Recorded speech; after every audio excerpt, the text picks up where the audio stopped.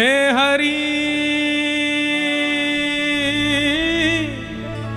अपने आंगन कछु गावे, हे हरि अपने आंगन कछु गावे। बहुत सुंदर भाव है, नेत्र बंद करके इस भाव का दर्शन कीजिएगा। इतना सुंदर वर्णन श्री सूरदास जी महाराज ठाकुर जी की बाल लीला का कर रहे हैं। ठाकुर जी थोड़ो थोड़ो चलना सीख गए हैं और अपने आंगन में स्वयं अकेले हैं। यशोदा मैया रसोई में है, दाऊ दादा नंद बाबा के साथ गौशाला में है, आंगन में कोई नहीं है, अकेले हैं ठाकुर जी। और उसी समय छोटे से ठाकुर जी कौंध नहीं पहनी है, वस्त्र नहीं पहने हैं, नंगम नंगा डोल रहे हैं, घुंघराले केश सिर पर बांध करके उस पर एक मोर पुच्छ लगा रखा है और अपनी एक छोटी सी भुजा उठा करके ठाकुर जी कुछ गा रहे हैं। क्या गा रहे हैं पता नहीं है। सूरदास जी कह रहे हैं, हे हरि अपने आंगन कछु गावे, हे हरि अपने आंगन कछु गावे, हे हरि अपने आंगन कछु गावे, हे हरि अपने आंगन और कछु गावे। गा भी रहे हैं और अपने स्वर पर नाच भी रहे हैं। सूरदास जी कह रहे हैं, तनिक तनिक चरणन सो नाचे, तनिक तनिक चरणन सो नाचे, तनिक तनिक चरणन सो नाचे, तनिक तनिक चरणन सो नाचे, हो मन ही रिझावे, मन ही रिझावे, हे हरि अपने आंगन कछु गावे, हे हरि अपने आंगन कछु गावे। ठाकुर जी कुछ गा रहे हैं, अभी शब्द नहीं है इतने, बस आ करके कुछ गा रहे हैं और अपने आप ही अपने छोटे छोटे पैरों से नृत्य कर रहे हैं। उस स्वर को यशोदा मैया ने नहीं सुना, दाऊ दादा ने नहीं सुना, नंद बाबा ने नहीं सुना, तो किसने सुना? गौशाला की गैया की बछिया नंद भवन में जा आंगन में ठाकुर जी नाच रहे हैं, मई बाहर खुली घूम रही हैं। बछिया आकर के द्वार के अंदर झांक करके देख रही हैं, तो अकेले ठाकुर जी एक भुजा उठा करके घूम घूम करके नाच रहे हैं, कछु गा रहे हैं। आहा, बाह उठाए कारी धौरी, बाह कारी धौरी, गैयन टेर बुलावे, गैयन टेर बुलावे। अब ये नेत्र खोल के सुनने वाला प्रसंग नहीं है, ये तो बस मन में चित्र बनाइए कैसे हैं। ठाकुर जी घूम घूम करके नाच रहे हैं, कुछ गा रहे हैं, अभी पैर भी सही से धरने नहीं आते हैं, बीच बीच में लुढ़क जाते हैं नीचे। और जैसे ही ठाकुर जी ने नाचते हुए देखो कि द्वार पे एक कारी बछिया और एक गोरी बछिया, ये दो खड़ी है के कान उठाए करके पूंछ उठाए के ठाकुर जी को देख रही हैं, भीतर क्यों नहीं आ रही? सूरदास जी कह रहे हैं कि भैया वो गैया भी विचार करें कि छोटे से लाला हैं, कहीं गलती से हमारो खुर इनके ऊपर पड़ गया तो लग जाएगी, तो दूर से ही देख रही हैं। उनके संकोच को दूर करते हुए जैसे छोटे बालक अपने भुजा ऐसे करके किसी को बुलाते हैं, बाह उठाए कारी धौरी गैयन टेर बुलावे। ठाकुर जी अपनी भुजा से कह रहे हैं आ जा आ जा, और छोटी छोटी बचिया बचियान को अपने पास बुला रहे। दौड़ करके छोटी छोटी बच्चियां, छोटे से गोपाल जी और चारों तरफ बच्चियां घूम रही हैं और ठाकुर जी उनके बीच में। हे हरि अपने आंगन कछुआवे, हे हरि अपने आंगन कछुआवे। और अब ये लीला सुनो। ठाकुर जी ने कहा कियो इन गैयान को और पास कैसे बुलाऊं। सो ठाकुर जी गए, वहां पे एक मटकी धरी। यशोदा मैया अकेले लाला को छोड़ के जावे तो माखन धर जाए पास में कि भूख लगेगी तो खा लेगो। सो ठाकुर जी क्या कर रहे हैं माखन के संग।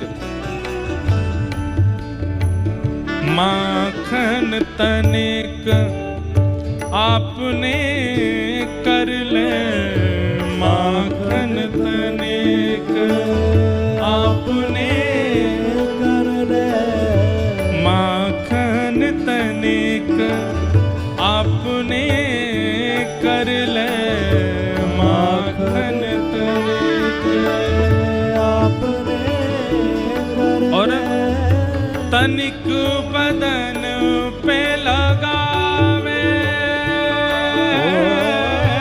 तनिक बदन पे लगावे,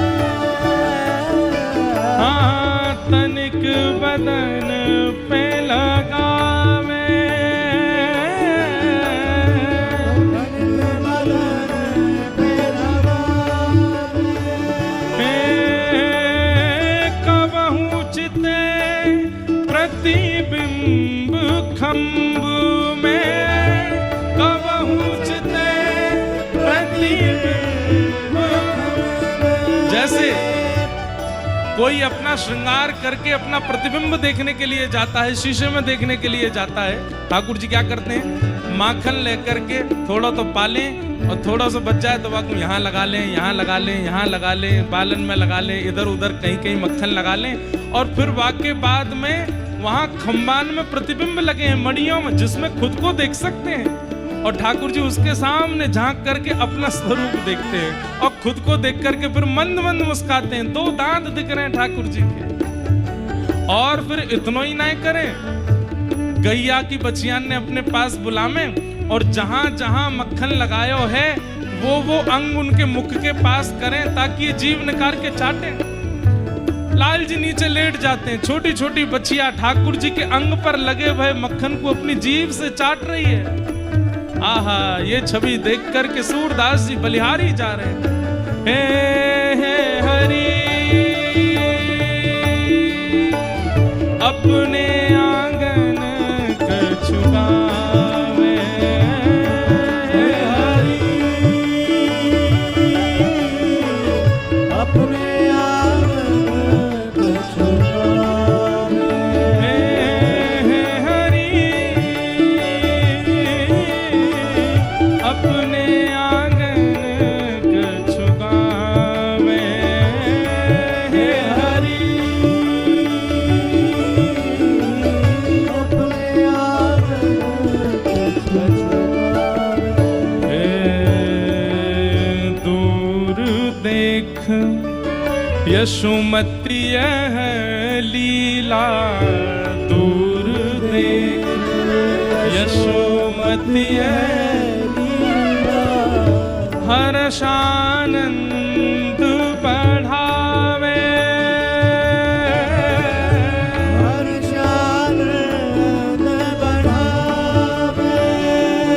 हे सूरदास के बाल चरित नित, सूरदास के बाल चरित हे सूरदास के बाल चरित नित, सूरदास के बाल चरित नित, नित ही देखत भावे, नित ही देख। आइए हे हरि अपने आंगन कछुआवे,